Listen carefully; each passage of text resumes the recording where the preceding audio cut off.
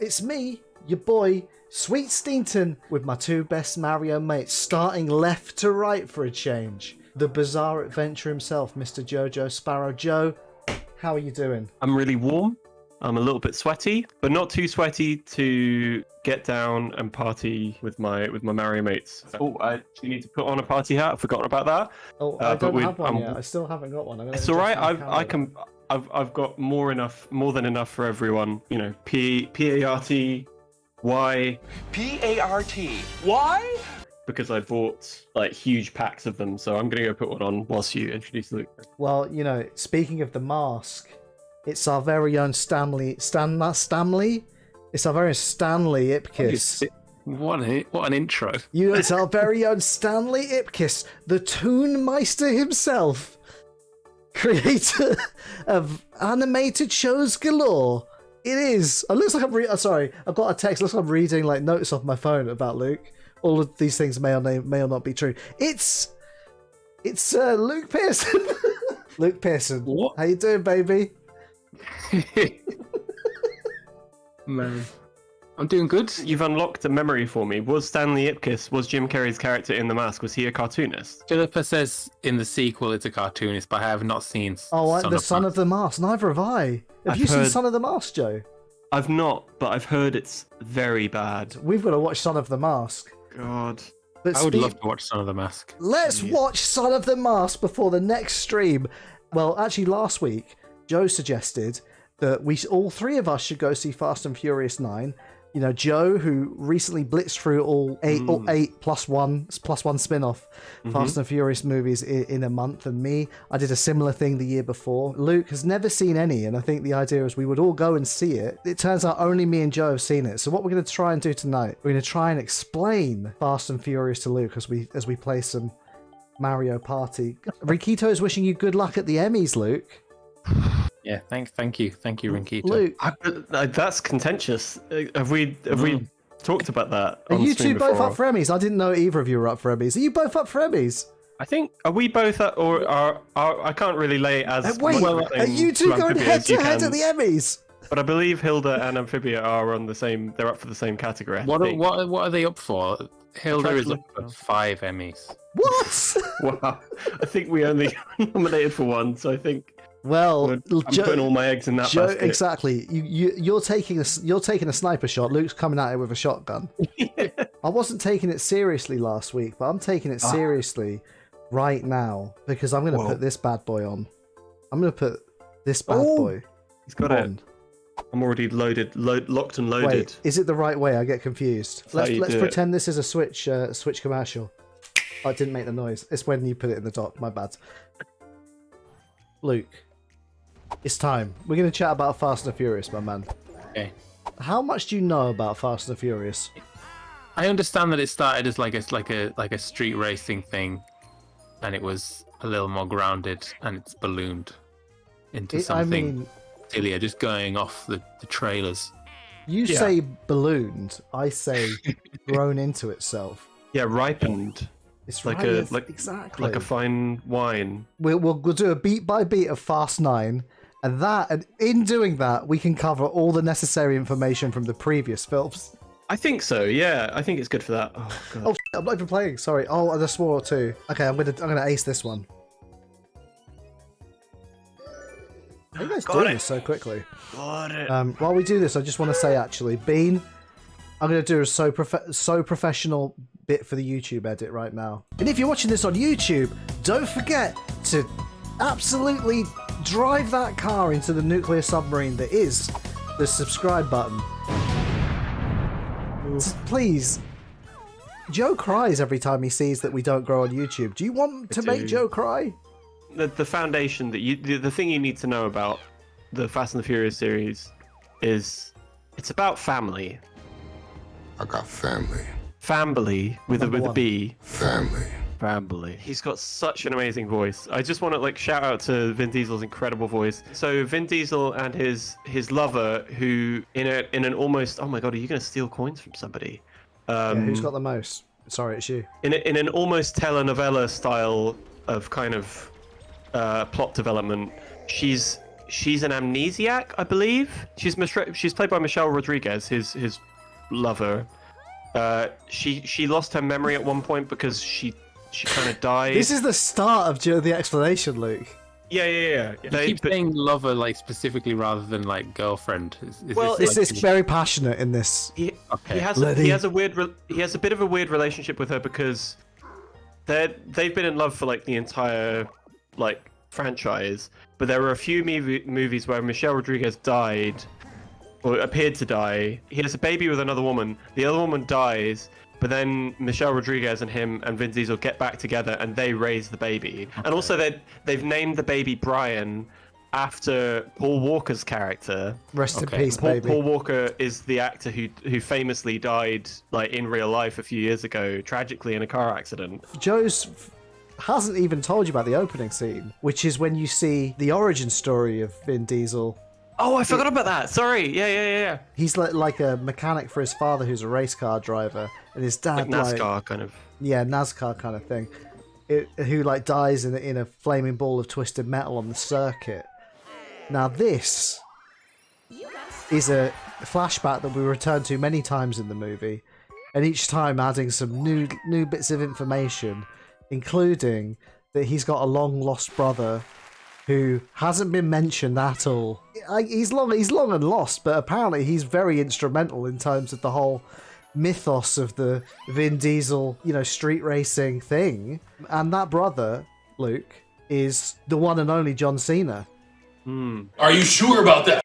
Maybe this is inserting sort of commentary too soon in the explanation of it for Luke's benefit, but I did not care for John Cena in this film. I did not think he was a good fit for the Fast and Furious universe. I can see why they went for it, but I didn't like him. In these kind of flashback sequences, they get other actors to play. They don't like just de-age Vin Diesel or do anything like that. They get other younger actors to play him and play a young John Cena.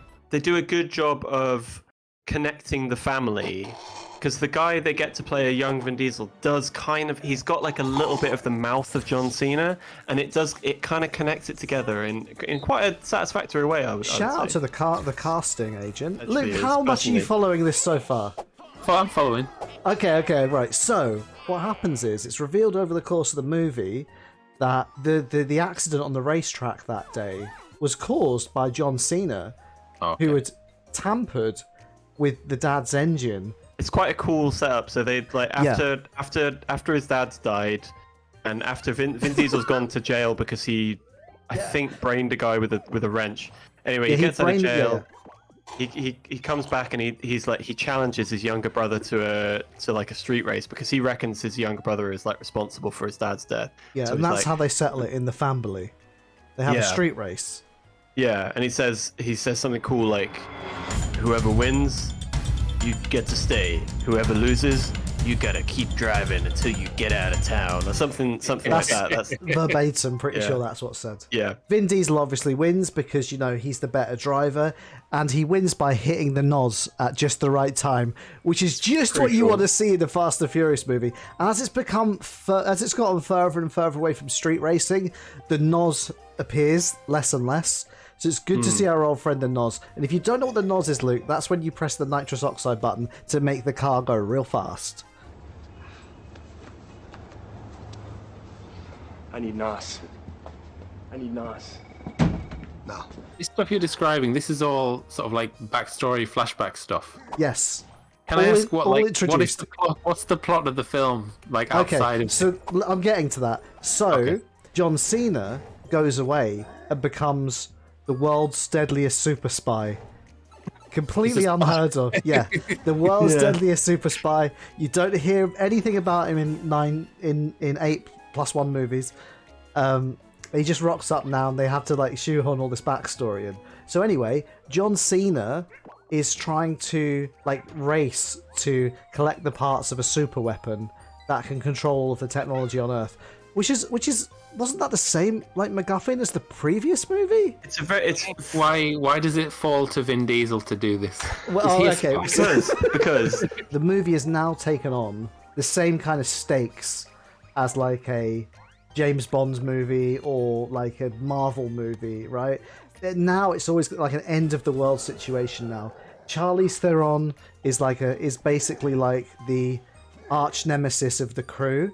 So she's kind of like a Bond villain figure, but her only thing, her thing, because like a Bond villain kind of has to have a bit of a shtick. Like Blofeld's scar, or like Jaws' teeth. I can't think of any other ones. You know what I mean. Her visual gimmick is that she has ridiculous haircuts in every single film.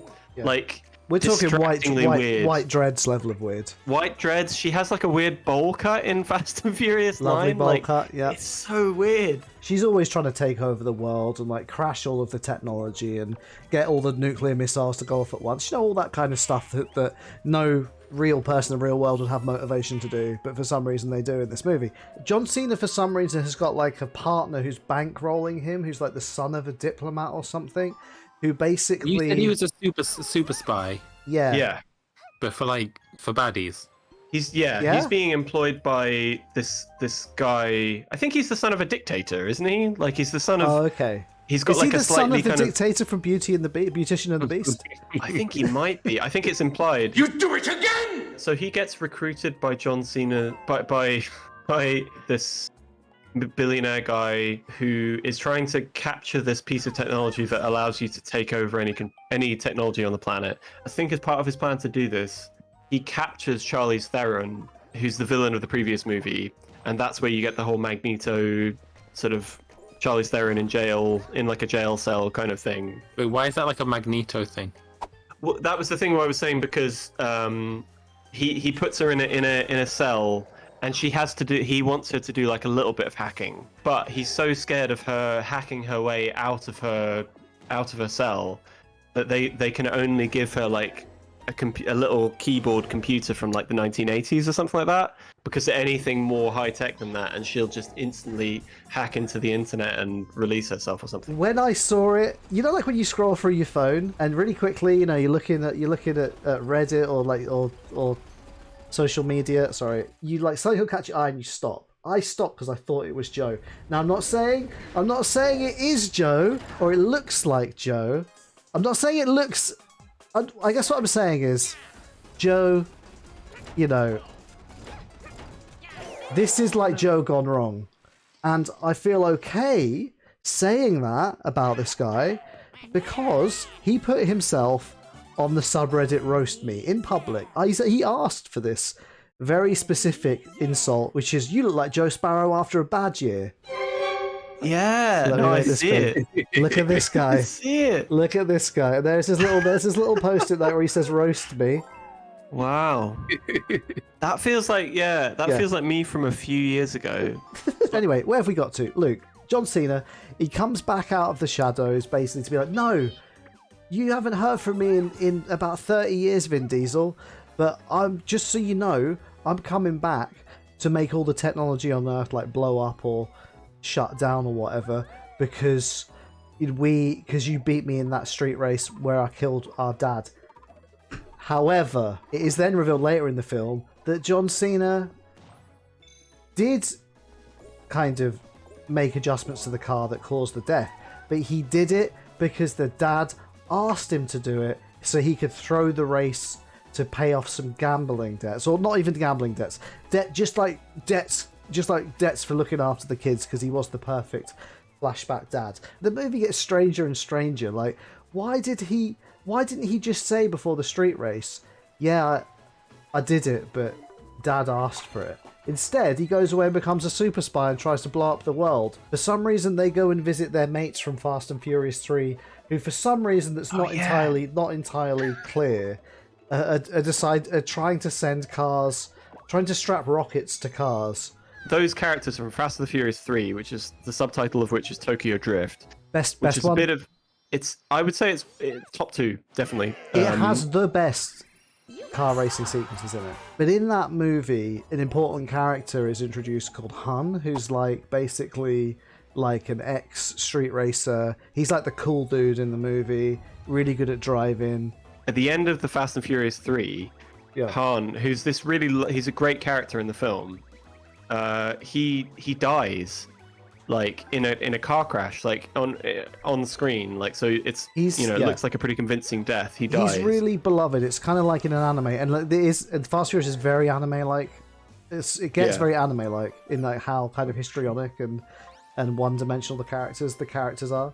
It's later revealed that Jason Statham is the one who's also a super spy, is responsible for killing Han for like other business, and then there's a whole movie where Jason Statham is like the big bad, but actually it turns out that it's more of like a Piccolo situation, and he's not Frieza, he's Piccolo, and he joins the heroes, and everyone forgets that they killed their best. It's implied that all of the like 5, 6, 7 all happen before 3. Han definitely dies at the end of 3, but he's still alive, so all this other stuff, and these are movies that are going into like the 2010s, like 2013, 2014, 2015, all happened preceding this 2004 film in the chronology. So it's so silly. But then he finally dies, because I think at the end of Fast and Furious 7, he basically like looks at the camera and says, "Well, it's time for me to go to Tokyo." And then oh no, he's gonna go to Tokyo, and that's when Fast and Furious 3 happens and he dies. So at that point he's dead. But then they have a problem, because they have to then reintroduce the characters from Fast and Furious 3. However, 10 years of real-world time have elapsed, and all those characters, when they reappear in what we now understand is the present day in the Fast and Furious timeline, they're all really old and battered, and the main guy from Fast and Furious 3, who's like the replacement protagonist, he looks ball-bagged, and he continues to look more and more ball-bagged when he rocks up in Fast and the Furious 9, where he's like trying to make a jet car. He's from Texas. His character's Texan. He's a good old boy. He's got like a real thick Southern accent. So in this movie, they make it work by he's got like a little scraggly beard, and he's got all his kind of crazy rocket technology and stuff. But he's not presented like he's Inspector Gadget, Mr. Gearhead. It's not Inspector Gadget. That's not the word I'm looking for. Like Q from James Bond. We should say the real Q of Fast and Furious has historically been Ludacris, who starts out in Fast and Furious 2 as a man who's going to give your car a really nice paint job, and ends up being a man that can, as we see in Fast and Furious 9, fly a car into space. Yeah. Wait, so they actually go into space? We'll get to that. Don't worry. Sorry. Spoilers. They do go into space in order to kind of stop John Cena and his mates' plans to like do whatever they're trying to do with the planet. They have to they've got to upload this code to the satellite, and then it's going to spread to all the other satellites. And they're talking about like, okay, but we can't hack the satellite from down here. Like, how are we going to get around that?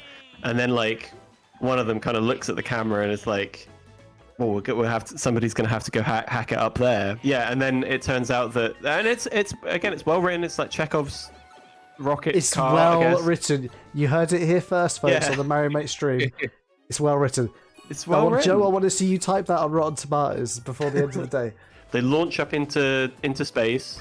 They just start floating, and they're like, yeah, we did it. There's sort of a triumphal moment, but something goes wrong on the ground, and they can't. The people on the ground need to do this one thing that's going to facilitate the hacking that they're about to do.